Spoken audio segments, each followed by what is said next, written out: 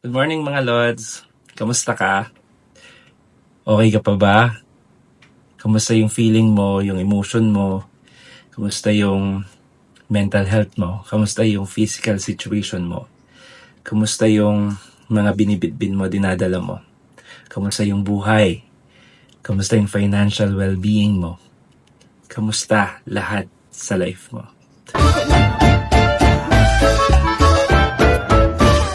I hope na kahit anuman ang dumarating ngayon sa'yo, you will continue to fight for what you believe that is right. For what you believe that will make your life even more better. Because you deserve it. You know, it doesn't matter what people are doing around you, how they respond to things and situations.